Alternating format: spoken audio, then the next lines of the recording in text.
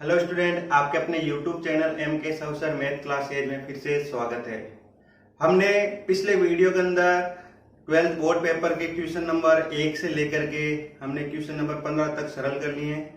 अब आगे का क्वेश्चन जो है क्वेश्चन नंबर 16 से लेकर हम आगे तक के सरल करेंगे।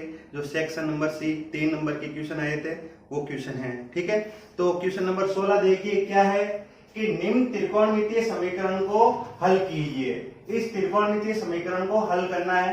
ठीक है, कैसे करेंगे तो देखें, हमें x का मान निकालना है। तो ये वाला क्वेश्चन दूसरी प्रश्नावली में से है, उसका एग्जांपल है। ठीक है, तो देखिए कैसे करेंगे। तो sine inverse x plus sine inverse 2x बराबर पाई बाय 3। अब ऐसे क्वेश्चन जब भी साइन इनवर्स में तो उनको कोस इनवर्स वाले फॉर्मूले से सोल्व करना आसान रहता है, क्योंकि कारण क्या था, जब कोस इनवर्स का सूत्र लगाते हैं cos inverse x plus cos inverse y, तो उस समय क्या हो जाता है कोस इनवर्स x गुना y माइनस का √1 minus X square √1 minus Y square. इससे क्या होता है कि जो अंडररूट वाले मान होते हैं वो एक ही स्टेप में रहते हैं और बिना अंडररूट वाले मान एक तरफ रहते हैं, इसलिए वो क्वेश्चन कोस इनवर्स वाले फॉर्मूले से सरल करना आसान होता है ऐसे क्वेश्चन को। ठीक है, तो इसको मैं कोस इनवर्स वाले में चेंज करूंगा, तो इसको क्या लिख दूंगा मैं pi by 2 minus cos inverse x, और इसको क्या लिखूंगा मैं pi by 2 minus cos inverse 2x is equal to pi by 3। और इसका रीजन बता दो कि हमने किस वजह से किया ये कि sine inverse x plus cos inverse x जिसका मान कितना होता है पाई बाय 2 होता है। ठीक है ना, कोस इनवर्स x बराबर पाई बाय 2 होता है उनका योग। तो हमें साइन इनवर्स निकालना है तो क्या हो जाएगा पाई बाय 2 माइनस कोस इनवर्स हो जाएगा। अब ये पाई बाय 2 ये पाई बाय 2 कितना हो गया पाई, क्लियर, यानी ये 90 और 90 कितना हो गया 180। अब ये माइनस का कोस इनवर्स 2x, तो क्या कॉमन ले लूं माइनस का कॉमन ले लूं, तो माइनस का कॉमन ले लिया तो क्या आ गया कोस इनवर्स x और यहां आ जाएगा कोस इनवर्स 2x बराबर पाई बाय 3 हो जाएगा। ठीक है, अब देखें, अब पाई बाय 3 को इधर लेकर जाओ, ये मान उधर भेज दो, तो ये हो जाएगा pi minus pi by 3 cos inverse x cos inverse 2x। ठीक है, तो ये कितना बन गया 2 पाई बाय 3।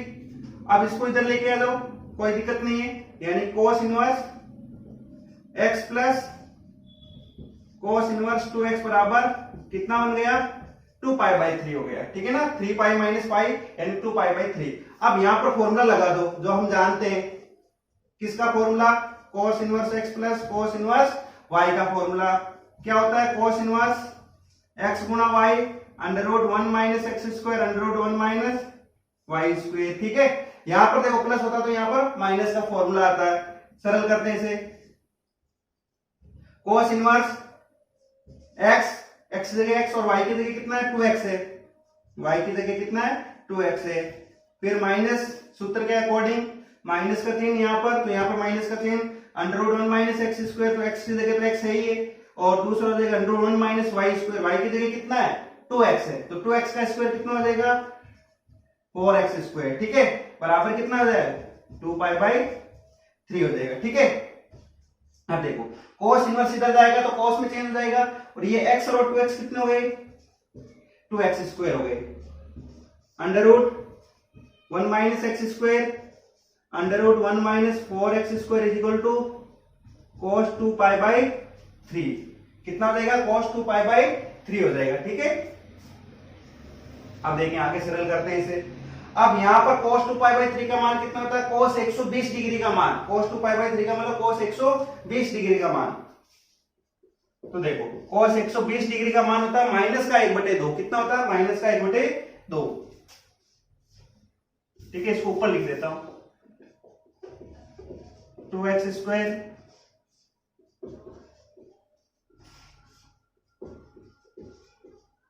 ये हो गया माइनस का 1/2 मान हो गया। ठीक है, अब अंडररूट वाले पदों को एक तरफ कर दो, बिना अंडररूट वाले पदों को एक तरफ कर दो, तो माइनस का 1/2 इधर आएगा तो प्लस का 1/2, ये वाला पद अलग हो गया। लेफ्ट हैंड साइड की तरफ राइट हैंड साइड की तरफ इसको भेज देंगे।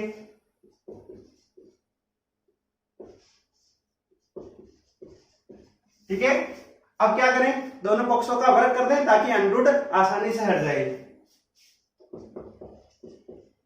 दोनों पक्षों का वर्ग करने पर।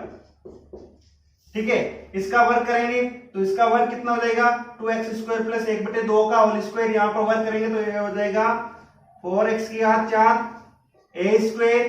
क्लियर, इसका वर्ग करेंगे तो ये हो जाएगा a², 2 का स्क्वायर 4x² का हो जाएगा x की घात 4। 2ab, ये a हो गया 2a और ये b हो गया, और प्लस का b², और b² मतलब 1/2 का स्क्वायर का मतलब 1/4 हो जाएगा। ठीक है, 1/2 का स्क्वायर कितना 1/4 हो जाएगा, और यहां से अंडर क्या हो जाएगा हट जाएगा। अब देखें, सरल करते हैं इसे, 2 से ये 2 कैंसिल आउट, तो 4x की घात 4 प्लस 2x² प्लस 1/4। अब उधर वाले को सरल कर लेते हैं RHS वाले को। ठीक है, तो क्या हो जाएगा 1 से गुणा करेंगे तो 1 माइनस 4x² माइनस x² से गुणा होगा तो माइनस का x² minus minus plus 4x की घात 4 गुणा कर दिया। देखो ये वाला पद सेम ही है, तो ये वाला और ये वाला क्या हो जाएगा कैंसिल आउट हो जाएगा, नो डाउट। 2x² प्लस के 1/4, ये कितना हो गया 1 माइनस 5x² हो जाएगा, कितना हो जाएगा 1 माइनस 5x²। 5x² इधर आएगा और 1/4 उधर जाएगा, तो देखो कितना आएगा 2x² प्लस 5x² बराबर 1 माइनस 1/4, तो हो गया 7x² बराबर 3/4। तो x² बराबर कितना हो जाएगा 3/4 गुना 7, यानी 7 कहां चला जाएगा भाग में, यानी इसके हर में चला जाएगा। अब यहां पर कितना आ जाएगा x बराबर, तो x बराबर प्राप्त हो जाएगा देखो प्लस माइनस √3/4 गुना 7।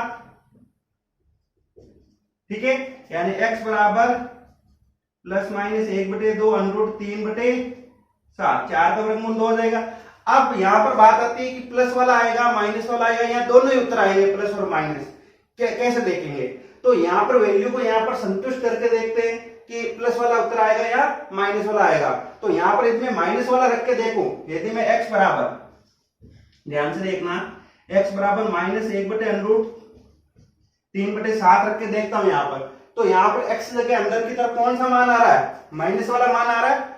ध्यान से देखना, x जगह कौन सा मान आ रहा है, यहां पर माइनस वाला मान आ रहा है x के अंदर। तो जैसे x के अंदर माइनस आता तो साइन इनवर्स के अंदर जब माइनस आता तो माइनस क्या हो जाता, बाहर आ जाता पूरा का पूरा, और यहां पर भी अंदर माइनस है तो माइनस भी बाहर पूरा का पूरा माइनस ही बाहर आ जाता है। तो ये भी माइनस ये माइनस दोनों को दोनों माइनस है, जबकि रिजल्ट किस में आ रहा है प्लस में आ रहा है। ध्यान से देखो रिजल्ट किस में आ रहा है प्लस में आ रहा है। रीजन देखो कि यहां से ये जो माइनस वाला पोर्शन यहां रखेंगे तो इस वजह से यहां से रिजल्ट कितना आएगा माइनस, क्योंकि माइनस तो बाहर आ जाता है, यहाँ पर रिजल्ट आएगा माइनस का, जबकि यहाँ पर कैसा आ रहा है प्लस का, इसका मतलब माइनस वाला पोर्शन तो इंक्लूड नहीं होगा। तो x बराबर माइनस 1/2 √3/7 समीकरण को संतुष्ट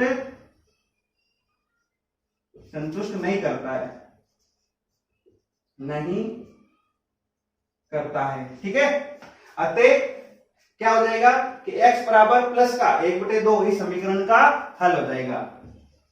अतः प्लस वाला x बराबर प्लस का 1/2 √3/7, ठीक है ना, ये प्लस वाला चीज समीकरण को संतुष्ट करता है, यहां समीकरण का हल होगा, ठीक है ना। समीकरण हल कौन सा होगा, x बराबर 1/2 √3/7 समीकरण का हल होगा। तो ये था क्वेश्चन नंबर 16 एग्जाम्पल ये, ठीक है। तो इसे सरल करते हैं। देखो हमें ये सिद्ध करना है, तो किस प्रकार से इसका LHS ले लेते हैं। LHS तो दे रखा है 1 + a 1 और 1, 1 + b 1 1 1 और 1 + c। हमें देखना है कि हमें सिद्ध क्या करना है। देखो अपॉन में आ रहा है AB, BB और CB, तो यहां से हमें कुछ इस प्रकार से लेना है या कुछ करना है प्रक्रिया कि यहां पर चीजें क्या आ जाए अपॉन में आ जाए, बटे में आ जाए। तो क्या करें कि पहली पंक्ति में A वाला आ रहा है, इसका मतलब पहली पंक्ति में A का भाग दे दे, दूसरी पंक्ति में B आ रहा है तो B का भाग दे दे, तीसरी पंक्ति में C आ रहा है तो C का भाग दे दे। यानी पहली पंक्ति में क्या करें कि R1 के अंदर A का भाग दे दे, यानी R1 को क्या लिख दे 1/a R1, R2 को क्या लिख दें 1/b R2, और R3 को क्या लिख दें, R3 को लिख दें 1/c R3।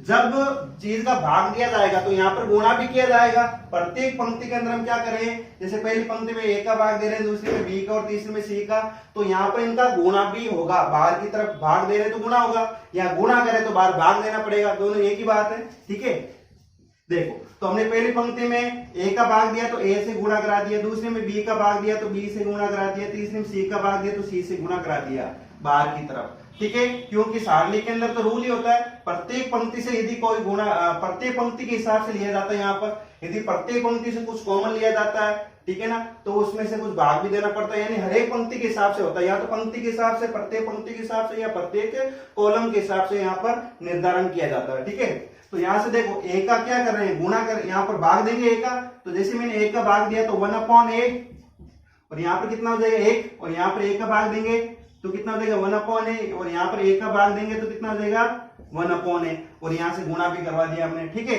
यहाँ पर B का भाग देंगे तो 1/b, यहाँ पर B का भाग देंगे तो कितना हो जाएगा 1/b प्लस 1।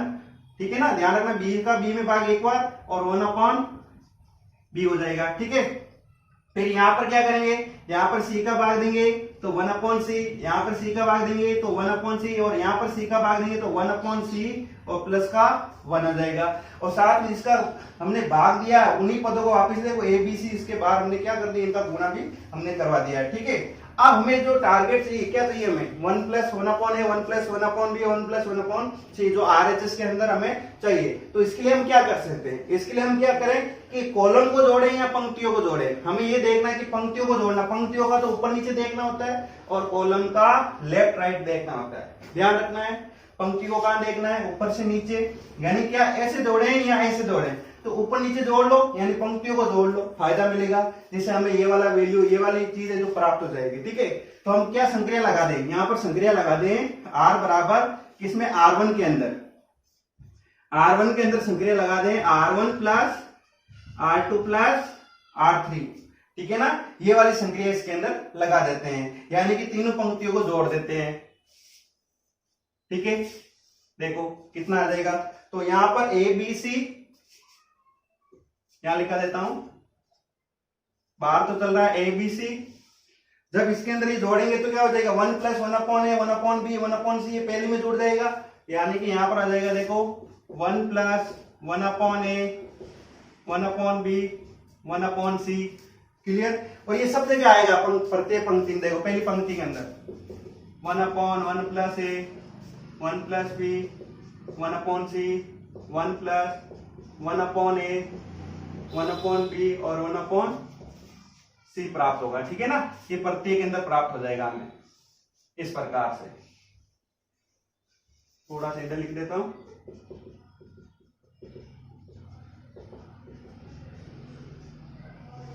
इस प्रकार से। ठीक है, ये प्रत्येक पंक्ति के अंदर हमने क्या किया, प्रत्येक पंक्ति, पहली पंक्ति में दूसरी को और तीसरी को दोनों को जोड़ दिया, और नीचे वाली पंक्ति जैसे है वैसे की वैसी 1/b, 1/b + 1। ठीक है, यहां पर 1/b, और यहां पर है 1/c, 1/c, और यहां है 1/c + 1। तो ऊपर कॉमन क्या आ रहा है, ऊपर ये वाला सेम पूरा पूरा इस पंक्ति में से कॉमन आ रहा है 1 + 1/a, 1/b, 1/c, तो इसको बाहर ले लेंगे। क्लियर, इसको हम क्या कर लेंगे, बाहर कॉमन ले लेंगे। ठीक है, तो 1 + 1/a, 1/b और 1/c ये हमने कॉमन ले लिया है। ठीक है ना, किसी एक पंक्ति सारणी के अंदर तो ध्यान रखना है एक ही पंक्तियां एक ही कॉलम से पूरा कॉमन लिया जाता है। ठीक है, अब यहां पर देखें तो यहां पर हो जाएगा 1 1 और 1, और यहाँ 1/b, 1/b + 1, 1/b, 1/c, 1/c और 1/c + 1 हो जाएगा। ठीक है, तो आप सीधा से देख सकते हो, हमें ये मान लाना है, इसका मान कितना होना चाहिए, यहाँ पर 1 हो जाए तभी तो यह पाएगा।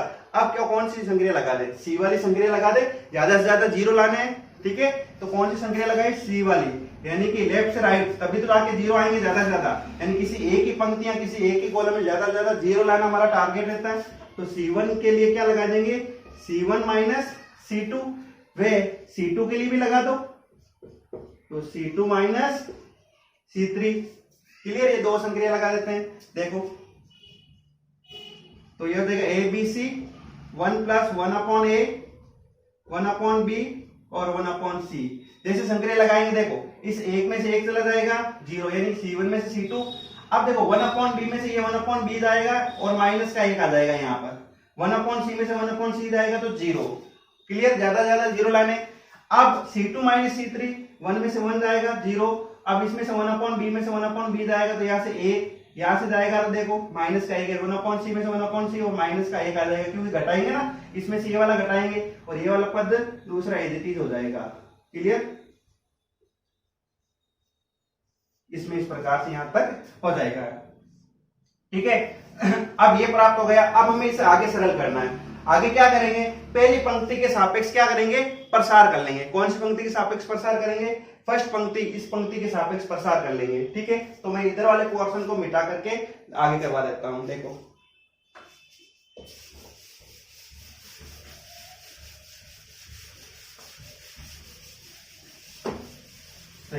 तो वहां से क्या लिखेंगे, R1 के सापेक्ष प्रसार करने पर, R1 के सापेक्ष प्रसार करने पर।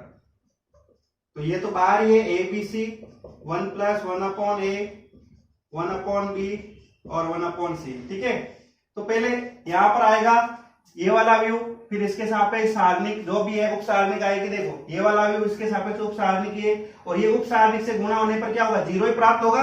फिर दूसरा माइनस का 0। अब इसके सापेक्ष उप सारणिक ये वाले आएंगे अवयव, ये चारों, ये भी इसे गुणा होने पर 0, कोई दिक्कत ही नहीं है। अब एक के सापेक्ष उप सारणिक क्या आएगा, देखो एक के सापेक्ष उप सारणिक आएगा -1 1 0 और -1। ठीक है ना, -1 1 यानी इसके संगत पंक्ति और स्तंभ जोड़ेंगे तो -1 और 1 0 और -1, ये वाला आ जाएगा। किसके सापेक्ष, 1 के सापेक्ष। करते हैं सरल। तो A B C 1 plus 1/a 1/b 1/c। ठीक है, तो ये तो 0 हो ही गया। अब इसका सरल कर लेते, कितना आएगा देखो, -1 और -1 और माइनस का 0 गुणा 1, देखो ये तो हो गया 1। तो उत्तर कितना गया, A B C 1 plus 1/a 1/b और 1/c, जो क्या है हमारा RHS। ये हो चुका है क्वेश्चन नंबर 17 सिद्ध। ठीक है, अगला क्वेश्चन देखते हैं। क्वेश्चन नंबर 18 देखिए, क्या है, निम्नलिखित समीकरण निकाय को हल कीजिए। अब ये समीकरण निकाय दे रखा है, एक्स वाई जेड निकालना है। ये प्रश्नावली नंबर 5 का भी एग्जाम्पल है। ठीक है, कैसे सरल करेंगे, पहले हमें इन्हें समीकरणों में कन्वर्ट करना है, उसके बाद आगे जाकर के हमें या तो क्रैमर नियम के द्वारा या आवेश सिद्धांत के द्वारा इसे सरल करना होता है। ठीक है, तो पहले इसे समीकरण में बदलने के, देखो पहले पंक्ति स्तंभ से गुणा करवा देते हैं, इनको पंक्ति स्तंभ से गुणा करवा देते हैं। ठीक है, तो देखो क्या होगा, पंक्ति स्तंभ से गुणा,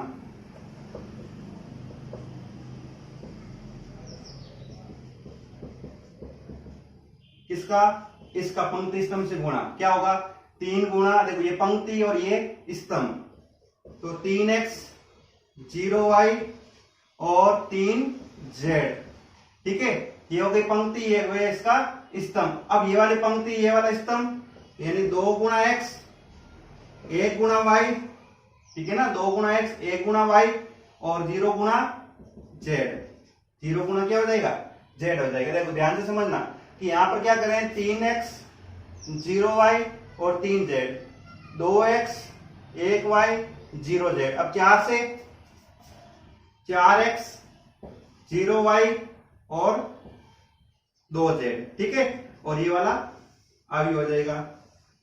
ठीक है, तो यहां पर हो गया पंक्ति स्तंभ से गुणा। कारण क्या है, देखो ये तो है 3 गुणा 3 और ये क्या है 3 गुणा 1, तो रिजल्ट भी देखो क्या है 3 गुणा 1 क्या है, देखो यहाँ पर कौन सा रिजल्ट है, 3 गुणा 1 का मतलब कि 3 तो पंक्ति आ गई और एक पूरा पूरा एक ही स्तंभ आया। देखो क्यों, अपना भी ये अवयव एक ही है, ये भी एक अवयव, ये भी एक अवयव, यानी कि इस स्तंभ के अंदर देखो यहाँ पर स्तंभ कितना आ रहा, एक ही स्तंभ आ रहा। तो रिजल्ट कारण देखो 3 गुणा 1, क्योंकि 3 गुणा 3 था तो 3 गुणा 1 इसका ये वाली क्या बन जाएगा, ये वाला अवयव बन जाएगा। ठीक है, अब इधर की तरफ जोड़ते हैं, देखो क्या आएगा, यहाँ पर जोड़ेंगे तो संगत अवयव जुड़ जाएगा, 8 प्लस 2y 1 प्लस z और 4 प्लस 3y।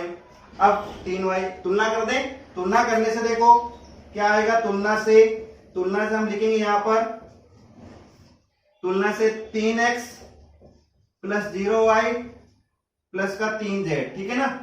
यानी 0y का मतलब यहां पर कितना हो जाएगा, 0 रहेगा, तो इतना सा लिख दूं 3x plus 3z, 3x plus 3z, 0y का मतलब 0, 8 plus 2y, 8 plus 2y।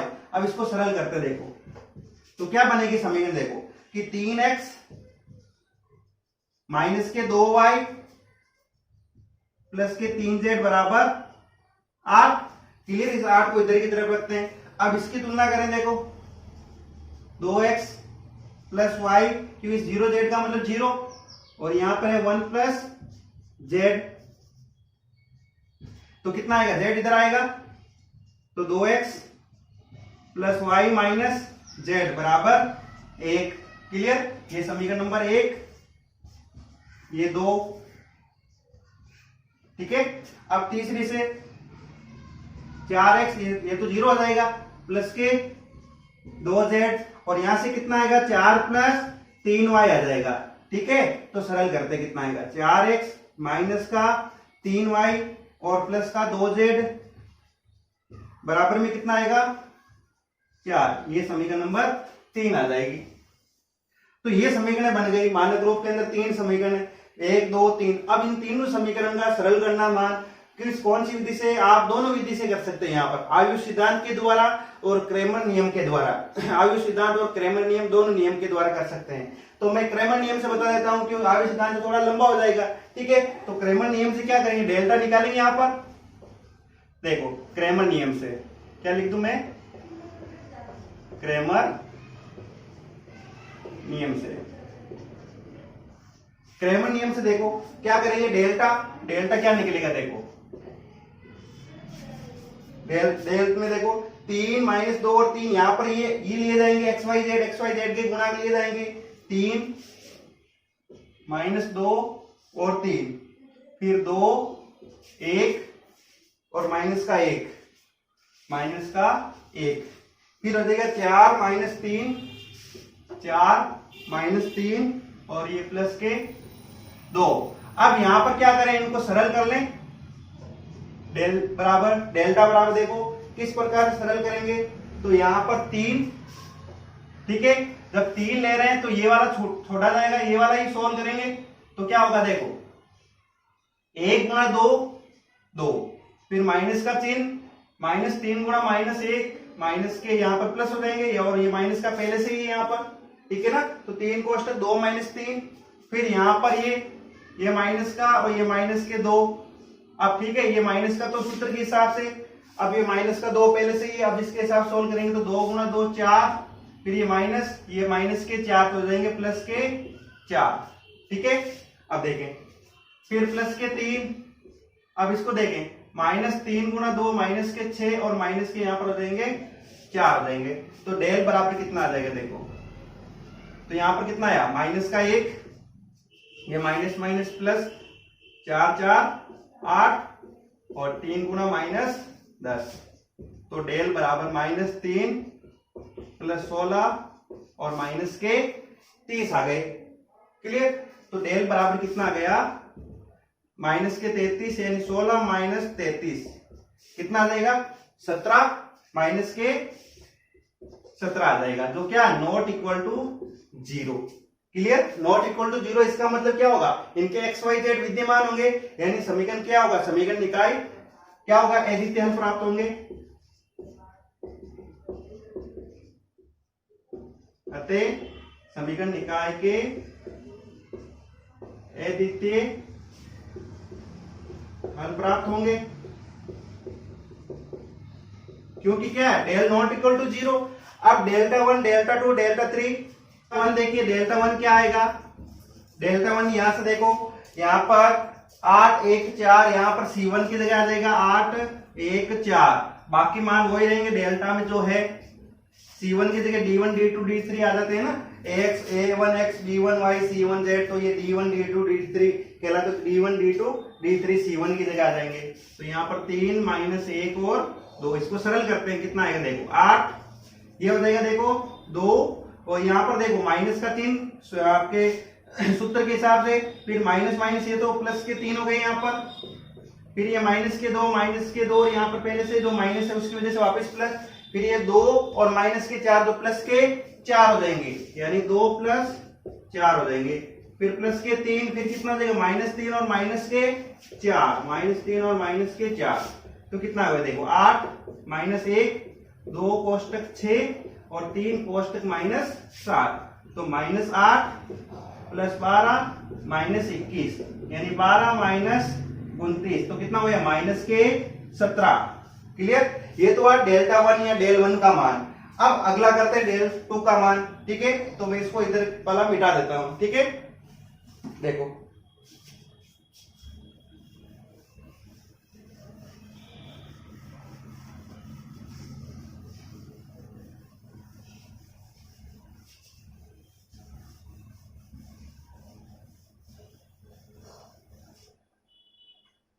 Del 2 क्या होगा या डेल्टा 2 क्या होगा, डेल्टा 2 बराबर यहां पर हो जाएगा, देखो इस बार ये जो D1 बीच में आ जाएगा, D1 D2 D3 बाकी सेम ही रहने, 3 2 4 और यहां आ जाएगा 8 1 4। ठीक है, फिर है 3 -1 और 2। ठीक है, इसको सरल करते हैं, कितना आएगा 3 कोष्टक 2 और -4 क्या हो जाएंगे, देखो यहां पर तो 1 × 2 2, फिर माइनस का चिन्ह, फिर 4 × -1 माइनस के 4, तो क्या हो जाएंगे यहाँ पर प्लस के 4 हो जाएंगे, फिर माइनस के यहाँ पर 8 आपके सूत्र के अकॉर्डिंग। ठीक है, माइनस के 8। अब यहाँ पर क्या होगा 2 × 2 4 और 4 × -1 -4, तो क्या हो जाएंगे यहाँ पर प्लस के 4 हो जाएंगे। ठीक है, फिर यहाँ पर है प्लस के 3, तो कितना हो जाएगा 2 × 4 8 और 4 × 1 4 हो जाएगा, तो 3 कोष्टक 6 8 कोष्टक कितना हो जाएगा 8 और 3 कोष्टक यहाँ पर 4, ये 18 64 और ये 12, 18 12 कितने हो गए, 18 12 हो गए आपके 30, 30 - 64 का मतलब 34। डेल्टा 2 का मान कितना गया 34 और डेल्टा 1 का मान कितना आया -17। डेल्टा 2 का मान आ गया -34। ठीक है, अब डेल्टा 3 कितना आएगा देखो 3 2 4। ठीक है, इस बार C3 की जगह लिखा जाएगा, यानी कॉलम 3 की जगह 8 1 4 लिखा जाएगा, बाकी कॉलम फर्स्ट और सेकंड वही रहेगा जो डेल्टा में, तो यहां पर हो जाएगा 8 1 4। ठीक है, सरल करते हैं इसे, देखो 3 फिर 4 फिर ये -3 यहाँ पर हो जाएगा प्लस का 3, जब -3 1 से गुणा हो जाएगा तो प्लस का 3, फिर माइनस यहाँ पर देखो माइनस पहले से, तो माइनस माइनस प्लस, तो कितना होगा 4 दूनी 8 -4 × 1 4 प्लस के 8 कितना हो जाएगा -6, देखो -3 × 2 -6 और यहाँ पर माइनस के 4, ये तो आपको आता है, ये सिंपल सा प्रोसेस है। 4 3 7 2 कोष्टक 4 और 8 कोष्टक 6 4 10, तो 21 + 8 -80। क्लियर, वापिस देख लो एक बार, -3 × 2 कितना हो जाएगा, पहले 3 के हिसाब से 4 और माइनस माइनस प्लस के 3 7 हो जाएंगे, फिर कितना हो जाएगा -2 जो प्लस का हो जाएगा, फिर ये 4 दूनी 8 और माइनस के 4, क्योंकि संगत पंक्ति स्तंभ को छोड़ा जाता है 8 के हिसाब से देखा जाए तो माइनस के 6 और माइनस के 4। क्लियर, अब यहां पर कितना हो गया 29 -80, तो कितना हो जाएगा -10 में से 9 जाएगा 1, 7 में से 2 जाएंगे, 7 में से 2 जाएंगे तो 5 51 माइनस के 51, जो किसका मान हो गया डेल्टा 3 का मान हो गया। ठीक है, अब हमें निकालना है एक्स वाई जेड। अब हम जानते हैं कि एक्स बराबर क्या होता है, हम जानते हैं एक्स बराबर होता है डेल्टा 1/डेल्टा, वाई बराबर डेल्टा 2/डेल्टा और जेड बराबर डेल्टा 3/डेल्टा होता है। तो एक्स बराबर डेल्टा 1 का मान कितना है -17/-17, तो एक्स बराबर कितना आ गया, एक्स बराबर 1 आ गया। ठीक है, वाई बराबर डेल्टा 2/डेल्टा, डेल्टा 2 का मान कितना -34/-17, तो तो y बराबर कितना आ गया, 2 आ गया। ठीक है, z बराबर डेल्टा 3 बटे डेल्टा माइनस के 51 बटे माइनस के 17, 17 से कट करेंगे तो 70 तिया 51, z3 का मान कितना गया, 3 आ गया। तो x बराबर 1, y बराबर 2 और z बराबर 3 इसका क्या होगा, सॉल्यूशन होगा, इस समीकरण का हल होगा। तो देख लो एक बार अच्छे से। ठीक है, क्वेश्चन नंबर 19 देखिए क्या है, cos inverse under root x upon a plus x का x के सापेक्ष समाकलन कीजिए। ठीक है ना, तो इसको कैसे करेंगे, इसका समाकलन करना है। तो यहाँ पर i बराबर मैं इसको इस प्रकार से लिख दूं, cos inverse under root x upon a plus x dx, हमें ये ज्ञात करना है। ठीक है, तो यहाँ पर सीधा तो ज्ञात होगा नहीं, तो हमें कुछ ना कुछ प्रतिस्थापन करना पड़ेगा। और ये देखा जाए ये क्वेश्चन भी आपके क्या है, बुक का एग्जाम्पल है। ठीक है ना, नवी प्रश्नावली एनईसी समाकलन का क्या एग्जाम्पल आया ये भी। ठीक है, तो क्या प्रतिस्थापन करेंगे, जब भी ऐसी कंडीशन आती थी तो हम प्रतिस्थापन क्या करते थे, x की जगह x बराबर a tan स्क्वायर थीटा लिखते थे। तो यहाँ पर क्या लिख देंगे, माना x बराबर a tan square theta. Clear, अब अवकलन कर लें, तो अवकलन करने से क्या होगा, dx बराबर a, यहां से tan स्क्वायर थीटा का हो जाएगा 2 tan थीटा और tan थीटा का हो जाएगा sec स्क्वायर थीटा और फिर d थीटा, यानी dx अपॉन d थीटा किया हमने। देखो dx अपॉन d थीटा, तभी तो जाके d थीटा इधर चला जाता है, यानी थीटा के सापेक्ष इसका क्या किया, अवकलन किया। अब यहाँ पर वैल्यू पुटअप कर दो और सरल कर लो। क्लियर, तो देखो i बराबर समाकलन कोस इनवर्स, यहां पर x की जगह क्या लिखेंगे, a tan square theta upon a plus a tan square theta और dx की जगह पूरा मान आ जाएगा, यानी 2a tan थीटा गुना sec स्क्वायर थीटा और d थीटा। ये सिंपल सी बात है इसके अंदर। अब यहां पर देखो ऊपर नीचे एक कॉमन आ जाएगा, तो कोस इनवर्स यानी कि समाकलन का चिन्ह कोस इनवर्स, देखो यहां से एक कॉमन आया और ऊपर tan स्क्वायर थीटा, जब नीचे एक कॉमन आएगा तो 1 plus tan square theta. Clear है, तो ऊपर तो बन जाएगा tan स्क्वायर थीटा और नीचे क्या बन जाएगा, 1 प्लस tan स्क्वायर थीटा, जब a से a कैंसिल आउट हो जाएगा, जो किसका मान है, sec स्क्वायर थीटा का। ठीक है, और यहां हो जाएगा गुना 2a tan थीटा गुना sec square theta d theta का मान हो जाएगा। अब देखो 1 ये हो जाएगा sin स्क्वायर बटे cos स्क्वायर, ये हो जाएगा 1 अपॉन cos स्क्वायर। ठीक है ना, तो देखिए इसको सरल करते हैं, cos इनवर्स। ठीक है, तो यहां से कितना हो जाएगा, 1 upon sin square upon cos square, sin square बटे cos स्क्वायर, ये हो जाएगा 1 अपॉन cos स्क्वायर थीटा। ठीक है, यहां पर और गुणा में क्या चल रहा है, 2a tan theta sec square theta d theta. ठीक है, ये चल रहा है इसके अंदर मान। देखें, अब देखो जो 2a आ रहा है उसको बाहर ले लो, अच्छा रहे वैसे ही है। तो यहां पर इसको सरल करते तो ये cos स्क्वायर से ये cos स्क्वायर कैंसिल आउट, तो बचा क्या, sin स्क्वायर अंडर रूट के अंदर। तो i बराबर ये 2a तो हमने ले लिया बाहर, cos इनवर्स, तो sin स्क्वायर से अंडर रूट हट जाएगा तो क्या बचेगा, sin थीटा, तो ये हो जाएगा sin थीटा और गुणा के अंदर tan theta sec square theta और d थीटा। सिंपल सी बात है, सिंपल लॉजिक है। अब यहां से cos इनवर्स अंदर क्या आ रहा, sin, तो ऐसा क्या होता है, जब भी ऐसा आता है तो हम अंदर और बाहर वाले फलन को समान बनाते हैं। तो अंदर वाला फलन जो sin है उसको cos की टर्म में क्या लिखेंगे, इसको cos की टर्म में लिख देंगे, cos, इसको ऐसा लिख दूं मैं π/2 माइनस थीटा। ठीक है, cos π/2 माइनस थीटा, वो क्या होता है, साइन थीटा ही तो होता है। ठीक है, गुणा tan थीटा और sec square theta d theta, तो ये हट जाएगा आपस में। ये प्रॉपर्टी होती है प्रतिलोम त्रिकोणमितीय फलन की, t inverse of t theta बराबर t थीटा, तो ये हट जाएगा। तो बचेगा क्या हमारे पास, i बराबर 2a π/2 माइनस थीटा और यहां गुणा में tan थीटा और बचेगा sec square theta d theta बच जाएगा। क्लियर है, और इसकी प्रॉपर्टी लिख ही देते हैं। हमने कैसे किया कि cos इनवर्स cos थीटा बराबर होता है cos थीटा। ठीक है ना, ये ध्यान रखना है। अब बात आती है कि ये मान प्राप्त हो चुका हमें, अब इसको कैसे सरल करें। तो इसको सरल करने के लिए हम देख पा रहे हैं कि यहां पर दो कंडीशन बन रही है, ठीक है ना। ये कंडीशन नंबर फर्स्ट, ये कंडीशन नंबर सेकंड। इसको फर्स्ट मान लो और इसको क्या मान लो, सेकंड मान लो, और आइलेट लगा दो। कारण इसको सेकंड क्यों माना, क्योंकि सेकंड उसी को माना जाता है जिसका समाकलन आसानी से हम याद कर सके। इसका समाकलन आसानी इसलिए याद कर सकते, जब टेन थीटा को टी मानेंगे तो सेक स्क्वायर उसके साथ चला जाएगा, जिसका समाकलन क्या हो जाएगा, आसानी से प्राप्त हो जाएगा।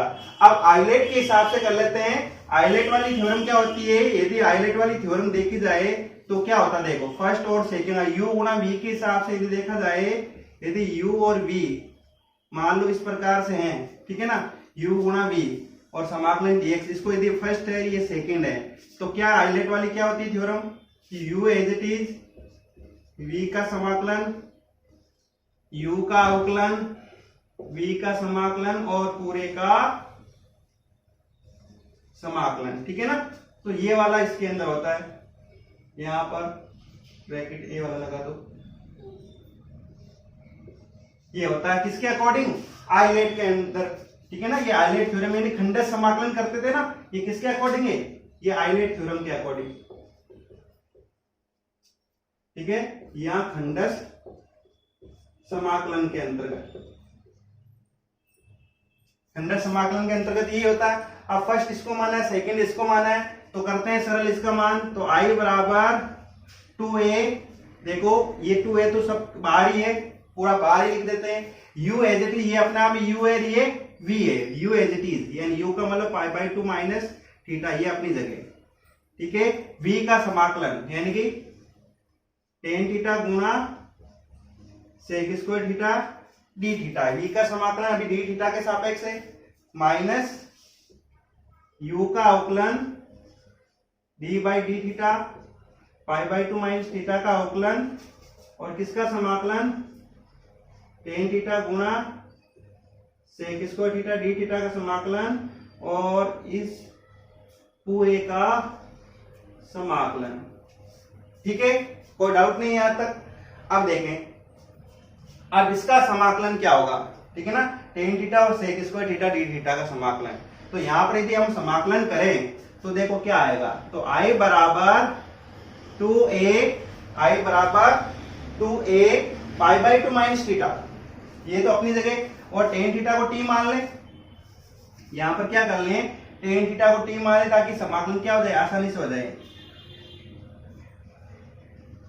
टेन थीटा बराबर t, तो सेक स्क्वायर डी थीटा बराबर dt, ठीक है। तो i बराबर 2a, ध्यान रखना मैं केवल इसी कंडीशन के लिए कर रहा हूं, ठीक है ना, इन दोनों के लिए ये वाला टेन थीटा t मान रहा हूं, केवल इसके लिए, इस कंडीशन के लिए। अब देखें, पाई बाई 2 माइनस थीटा, इसका समाकलन करेंगे dt इसके साथ चला जाएगा, और t गुणा dt हो जाएगा। देखो यहां से t, ये तो इसके साथ चला गया, dt माइनस, और देखो यहां पर करते हैं तो पाई बाई 2 का अवकलन कितना हो जाएगा, 0, और माइनस थीटा का अवकलन माइनस का 1, क्लियर। और इसका देखें t गुणा dt, क्लियर। और ये पूरा का पूरा मान चल रहा है यहां पर डी थीटा। यहां तक तो समझ में आया होगा आपको। अब इसको आगे करते हैं, देखो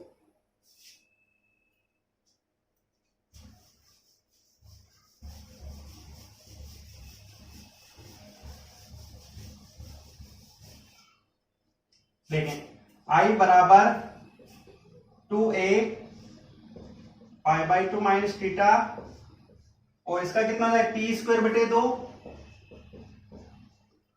ठीक है। और ये वाला माइनस माइनस प्लस हो जाएगा वैसे, जिसका देखो इसका समाकलन कितना हो जाएगा, टी स्क्वायर बटे 2,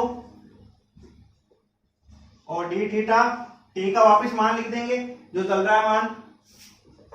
तो i बराबर 2a pi by 2 minus theta, T square का मतलब टेन स्क्वायर थीटा बटे 2, और यहां पर भी टेन स्क्वायर थीटा बटे 2 डी थीटा, क्लियर। ये वाला मान ही आएगा।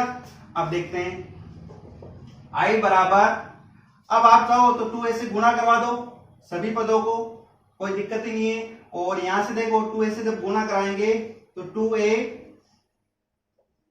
π/2 माइनस थीटा, ठीक है, इससे गुणा हो जाएगा, गुणा tan स्क्वायर थीटा बटे 2, 2a इसमें 1/2 बार आ जाएगा। और tan स्क्वायर थीटा को क्या लिख दूं मैं, sec square theta minus 1 d theta. Clear है? ये कैसे आया, tan स्क्वायर थीटा का तो सीधा समाकलन नहीं पता हमें इसे sec स्क्वायर में बदलना पड़ेगा, तो sec स्क्वायर थीटा माइनस 1, ये 2 से ये वाला 2 कैंसिल आउट, इस 2 से ये वाला 2 भी कैंसिल आउट हो जाएगा, ठीक है। तो a कोष्टक π/2 माइनस थीटा गुणा tan स्क्वायर थीटा, फिर यहां से एक sec स्क्वायर थीटा का समाकलन कितना हो जाएगा, tan theta, sec square theta का समाकलन कितना हो जाएगा, tan थीटा, और -1 का समाकलन थीटा। क्लियर? और प्लस का ये एनईसी समाकलन है तो प्लस का क्या लग जाएगा, सी लग जाएगा। तो यहां तक समझ में आया होगा कैसे किया हमने। अब करना क्या, देखो ध्यान से देखना, हमने जो शुरुआत में क्या माना था, x बराबर a tan स्क्वायर थीटा माना था, x बराबर क्या माना था, a tan स्क्वायर थीटा माना था। तो इसमें आप दे दो समीकरण नंबर 1 दे दो। हमने क्या माना था, हमने शुरुआत में माना था x बराबर a tan square theta. Clear है? ये हमने माना था शुरुआत के अंदर, x बराबर a tan स्क्वायर थीटा। तो यहां से देखो थीटा बराबर tan स्क्वायर थीटा का मान, इसको सरल कर देता हूं, तो tan स्क्वायर थीटा बराबर क्या है, x बटे a, तो tan थीटा बराबर क्या हो जाएगा, अंडर रूट x बटे a आ जाएगा। और थीटा बराबर क्या बन जाएगा, tan inverse under root x बटे a। ये हमने माना था, ये हमने माना था पहले, ठीक है ना, पहले हमने देखा था ये कि ये चीज था यहाँ पर। तो अब क्या करेंगे, ये वाले मान ही समीकरण नंबर 1 के अंदर रखेंगे कि tan स्क्वायर की जगह तो x बटे a लिख देंगे, और tan थीटा की जगह ये लिख देंगे, और थीटा की जगह ये लिख देंगे। ये तीनों मान है तो यहीं से प्राप्त हुए हमें, ठीक है। अब मान लिखने पर देखो, इसको मैं मिटा देता हूं,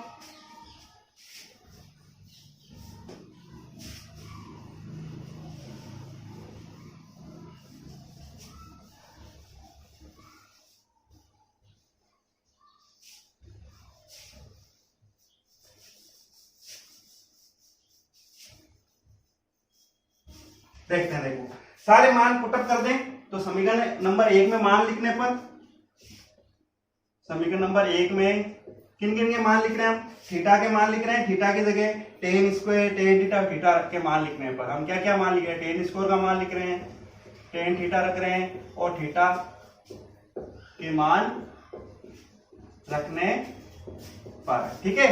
तो आई बराबर क्या हो जाएगा, देखो आई बराबर a कोष्टक π/2 माइनस थीटा, थीटा की जगह ये लिख दिया जाएगा, तो a कोष्टक π/2 माइनस थीटा की जगह तो लिख देंगे tan inverse under root x बटे a, ठीक है, गुणा tan square theta, tan square theta की जगह क्या लिख दूंगा मैं, x बटे a, सीधे सीधा मान है x बटे a लिख दूंगा, plus a कोष्टक tan theta, tan theta की जगह मान क्या लिख दूंगा, अंडर रूट x बटे a, अंडर रूट x बटे a, और थीटा की जगह क्या लिख दूंगा मैं, tan इनवर्स, ये हो जाएगा अंडर रूट x बटे a प्राप्त हो जाएगा, ठीक है। ये सारे मान प्राप्त हो गए। अब देखो यहां से सोल्व करते हैं, a से कैंसिल आउट, a से कैंसिल आउट हो जाएगा, कारण देखो tan स्क्वायर थीटा का मान है तो a से कैंसिल आउट हो गया। i बराबर क्या हो जाएगा, π/2, ये x गुना होगा, देखो π/2 गुना x, यहां से देखो ये वाला x है, इससे गुना हो जाएगा π/2 गुना x, और ये x इससे भी गुना हो जाएगा, तो x tan inverse under root x बटे a, ये वाला x इससे भी गुना, इससे भी गुना। अब a से देखो, इससे a से गुना करेंगे, देखो ये अंडर रूट से इसका भी अंडर रूट हटेगा। अब देखो इस a को इससे गुना करेंगे तो ये गुना हो जाएगा a अंडर रूट x बटे a, और यहां से हो जाएगा माइनस का a tan inverse under root x बटे a। क्लियर है बात यहां तक? तो देखते हैं आगे। तो i बराबर π/2x, अब देखो यहां से देखो अंडर रूट से ये वाला हटेगा तो कितना बचेगा, अंडर रूट का a बच जाएगा, ठीक है ना, और यहां से लिख देंगे अंडर रूट का ax। और यहां पर देखो टेन इनवर्स कॉमन आ रहा है, यहां पर भी टेन इनवर्स कॉमन आ रहा है, तो माइनस का tan inverse under root x upon a, और साथ में सी चल रहा है, ठीक है, सी वाले मान है, तो यहां पर कितना आ जाएगा x प्लस ए। क्लियर, यहां इसको आगे लिख दो, जब यहां पर ये कॉमन लेंगे तो x प्लस ए आगे आ जाएगा tan inverse under root X बटे ए और प्लस का सी, और यहां पर जाओ तो x आगे लिख सकते हो, तो ये हो गया इसका सॉल्यूशन। ठीक है ना, ये था क्वेश्चन नंबर 19 का सॉल्यूशन, कुछ इस प्रकार से प्राप्त हुआ है, तो देख लो एक बार अच्छे से। क्वेश्चन नंबर 20 देखिए क्या है, ये प्रश्नावली नंबर 11 में से आया है, समाकलन के अनुप्रयोग में से परवलय y² = 4x तथा x² = 4py के मध्यवर्ती क्षेत्र का क्षेत्रफल ज्ञात करना है। ठीक है ना, तो देखें अब इनके आपको जो है जो आकृतियां या इनके जो ग्राफ है वो पता होने चाहिए, y² = 4x, x² = 4py, तो ये पता होगा तो फिर ये समझ में आ पाएगा। अब देखें y² = 4x, ये तो मानक रूप है ये वैसे ही सीधा, तो ये कुछ इस प्रकार से प्राप्त होगा, y² = 4x और x² = 4by, तो ये कुछ इस प्रकार से होगा x² = 4by। क्लियर है, अब देखें अब इन दोनों के मध्यवर्ती, यही क्षेत्र है दोनों के मध्यवर्ती, ये वाला क्षेत्र हमें ज्ञात करना है। ठीक है ना, मध्यवर्ती कौन सा क्षेत्र, ये वाला क्षेत्र ज्ञात करना है, यानी कि ये वाली स्ट्रिप, इसे स्ट्रिप कह सकते हैं या पट्टिका कुछ भी कह सकते हैं, ये वाली पट्टिका के सापेक्ष हमें ज्ञात करना है, इनके बीच का क्षेत्रफल ये वाला क्या होगा, बहुत सिंपल है, आपको बस ये वाले पता होना चाहिए कि इनके जो प्रतिच्छेद बिंदु, वो प्रतिच्छेद बिंदु क्या आएगा, वहां से वहां तक की लिमिट लेकर के ऊपर वाले फलन में से नीचे वाला फलन घटा करके समाकलन कर देंगे, बस यही तरीका होता है इसके अंदर। ठीक है, तो y² = 4x, इसको कहते हैं समीकरण नंबर 1 कह दें, और दूसरे है x² = 4by, तो y बराबर कितना आ जाएगा x² अपॉन 4b, समीकरण नंबर 2, ये परवलय फर्स्ट, ये परवलय सेकंड हो जाएगा। ठीक है, अब समीकरण नंबर 1 व 2 से देख लेते ये वाला प्रतिच्छेद बिंदु क्या आएगा, तो y की जगह में लिख दूंगा x² बटे 4b समीकरण नंबर 1 के अंदर। ठीक है, और इधर की तरफ है 4ax, तो x² x की घात 4 बटे कितना हो जाएगा 16b² माइनस का 4ax, इधर लेके आएंगे, अब कॉमन क्या आ गया, देखो कॉमन इसमें x आ गया, तो क्या बचा x³ बटे 16b² माइनस के 4 बराबर 0, तो एक तो हो जाएगा x बराबर 0 और दूसरा हो जाएगा x³ बटे 16b² माइनस 4a बराबर 0। ठीक है ना, x बराबर 0 का मतलब देखो यहाँ 0 पर प्रतिच्छेद हो रहे हैं, तो दूसरा प्रतिच्छेद तो यहाँ होगा, तो ये वाला बिंदु निकाल लेते हैं, क्या बनेगा, तो x³ बराबर, तो देखो ये 4 है इधर, फिर ये 16b² इधर की तरफ जाएगा। ठीक है, तो x³ बराबर ये आया, तो x बराबर कितना आ जाए, देखो जब यहां पर 4 गुणा 16 ये हो जाएगा 64 ab², इसकी घात कितनी हो जाएगी 1/3, जब घात 3 जाएगी तो आगे जाकर घात किसमें बन जाएगी 1/3 के अंदर बन जाएगी। क्लियर, तो x बराबर क्या आ जाएगा, देखो x बराबर आ जाएगा, देखो 64 का घनमूल 1/3 का मतलब घनमूल, जो कितना आ जाएगा 4, और यहां पर लिख देंगे ab² की घात 1/3, सिंपल सी बात है। तो यहां पर ये जो प्रतिच्छेद बिंदु है दूसरा, ये प्रतिच्छेद बिंदु क्या हो गया x बराबर 4ab² की घात 1/3, इसको a कह दो, कोई दिक्कत नहीं है। ठीक है ना, ये वाला बिंदु प्रतिच्छेद बिंदु a कह दो, तो ये पूरा यहाँ पर पूरा का पूरा ये जो छायांकित भाग है ये इसका क्षेत्रफल निकालना है, यानी अभिष्ट क्षेत्रफल क्या होगा, देखो तो x बराबर हो गया 4 ab² बराबर ab² की घात 1/3, तो 0 से लेकर के इस बिंदु तक इस x बराबर 1 तक का हमें निकालना है, तो अभिष्ट मध्यवर्ती अभिष्ट छायांकित क्षेत्रफल। ठीक है ना, अभिष्ट क्षेत्रफल सीधा लिख दो, अभिष्ट क्षेत्रफल। अब देखिए अभिष्ट क्षेत्रफल के अंदर, तो यहां से 0 से लेकर के a तक ये जो बिंदु है 0 से लेकर x बराबर 4 ab² की घात 1/3, ये वाला क्षेत्रफल 0 से लेकर के 4, लिमिट कितनी है ab² की घात 1/3। क्लियर, अब ये ऊपर वाला देखो, ऊपर वाले में से नीचे वाला से घटाएंगे तो ऊपर वाला कौन सा, Y square is equal to 4x, तो यहां लिखेंगे y dx, और ये कौन सा है, Y square is equal to 4x द्वारा इस परवलय के द्वारा परिबद्ध क्षेत्रफल माइनस 0 से 4ab स्क्वायर की घात 1/3, ठीक है। और यहां पर भी क्या लिखेंगे, y dx, और ये कौन से के द्वारा है, ये है X square is equal to 4by इस परवलय के द्वारा,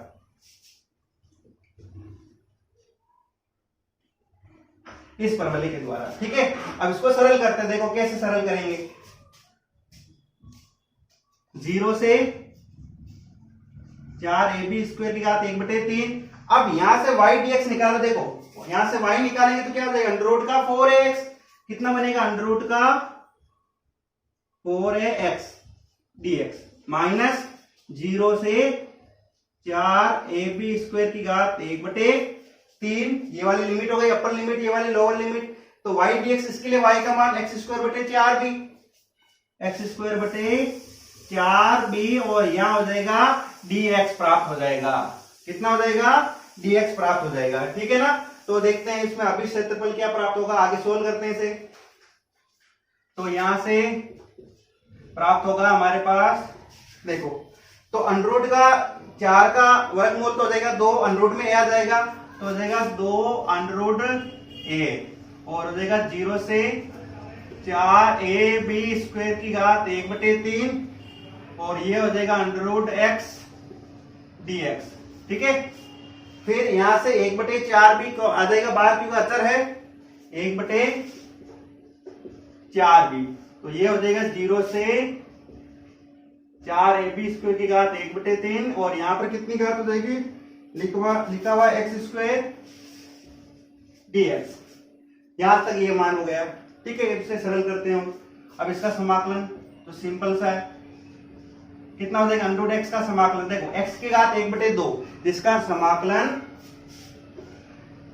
1/2 प्लस 1/1/2 प्लस 1, ये होगा 0, और ये हो जाएगा 4ab स्क्वायर की घात 1/3, माइनस इसका समाकलन x की घात 3/3, तो 0, वापिस ये सेम ही 1/3, ठीक है ना, ये सेम ही चलेगा, कोई दिक्कत नहीं यहां पर। अब यहां से देखो, इसको मैं थोड़ा सा इधर की तरफ बना देता हूं, ताकि देखते हैं 2 अंडर रूट a, ठीक है। ये कितना हो गया, देखो 1/2 प्लस 1 3/2, और ऊपर जाएगा 2, ऊपर चला जाएगा तो 2/3, जब बाहर आएगा तो क्या लिख दूंगा मैं इसे, 2/3, ये 3/2 बनेगा, बाहर आएगा तो 2/3, और x की घात 3/2, 0 से 4ab स्क्वायर की घात 1/3, और यहां से 3 बाहर आ जाएगा तो कितना हो जाएगा, 12b, 3 बाहर आएगा तो यहां पर कितना आ जाएगा, देखो x³ 0 से 4 कोष्टक ab स्क्वायर की घात 1/3 आ जाएगा, ठीक है। अब आगे देखते हैं इसमें, 2 × 2 4 अंडर रूट a/3, अब आपको मान लिखना है, ठीक है ना, ऊपर वाली लिमिट फिर बाद में नीचे वाली लिमिट लिखनी है। तो देखो ऊपर वाली लिमिट x की जगह तो 4ab स्क्वायर की घात 1/3, यहां पर 3/2, देखो ये तो x की जगह मान लिखा गया है 3/2, ये इसकी घात है, और 0 लिखेंगे तो ये 0 ही होगा, नो डाउट। और यहां पर भी देखो 4,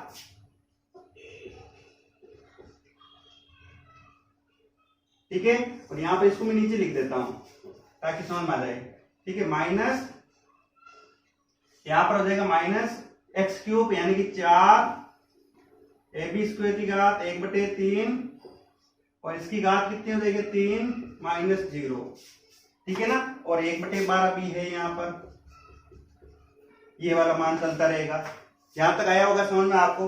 ठीक है, ये वाला फर्स्ट स्टेप ये रहा, ये सेकंड स्टेप इसके जस्ट नीचे लिख दिया मैंने। ठीक है, अब इसको और सरल करते, देखो कितना आएगा। देखो यहां से सरल करेंगे, देखो 3 से 3 घात कैंसिल आउट हो जाएगी, 4 की घात कितनी रहेगी 3/2। ध्यान से देखना, 4 की घात 3/2, 4 की घात 3/2 का अर्थ कितना हुआ, देखो 4√a/3, 4 की घात 3/2 जिसका अर्थ हो गया 8। कैसे कि 4 का वर्गमूल करेंगे, क्लियर, तो हो जाएगा 2, और 2 की घात 3 कितनी हो जाएगी 8, तो इसका तो हो गया 8। और ab² की घात 1/3, तो ये 3 से 3 कैंसिल आउट। देखो यहां पर 3 से 3 कैंसिल आउट, तो इसकी घात कितनी हो जाएगी 1/2। इसको सरल किया, ये 0 का 0 कोई लेना देना नहीं है, माइनस ये चल रहा है इसके अंदर। ठीक है ना, यहां पर ये ब्रैकेट। अब इसको सरल करते हैं, देखो 4 की घात 3 जो हो गया कितना 64, और यहां से 3 जब घात होगी तो ये हट जाएगा, जो क्या बन जाएगा 64ab² बन जाएगा। क्लियर है, ध्यान से देखना, ये वाले सॉल्यूशन कर रहे हैं हम। पहले 3/2 किया तो ये यहां से इस प्रकार से प्राप्त हुआ, देखो 8, 4 की 3/2 घात करने से 8 आएगा। फिर इसको सरल किया, 3/2 घात लगे तो ये आएगा। फिर इसको सरल किया हमने। अब और देखते हैं इसमें, देखो 4√a/3 ये हो गया 8। अब देख 1/2 जब a पर लगेगा तो हो जाएगा √a, और b², तो b² से हट जाएगा तो हो जाएगा गुणा b। ये तो गया इसका सॉल्यूशन, माइनस। अब यहां से देखो कितना हो गया 64ab²/12b। क्लियर है यहां तक तो? और सरल करते हैं, देखो 8 चौके 32, √a a हो गया, और b/3 माइनस, देखो और का इससे कट करते, देखो 4 से कट किया, 4 तिया 12, और 16 चौके 64, और इसे b से कट करेंगे तो b की घात कितनी हो जाएगी 1 हो जाएगी, तो कितना बन जाएगा 16ab/3 हो जाएगा। क्लियर, 32ab में से 16ab जाएंगे तो कितने हो जाएंगे 16ab, और नीचे कितना हर के अंदर सेम ही है 16ab/3। तो देखो इनका पूरा रिजल्ट कितना आया 16ab/3। अभी क्षेत्रफल कितना गया 16ab/3 वर्ग इकाई। ये इसका पूरा सॉल्यूशन हो चुका है। तो एक बार इसको अच्छे से देख लो और समझ लो।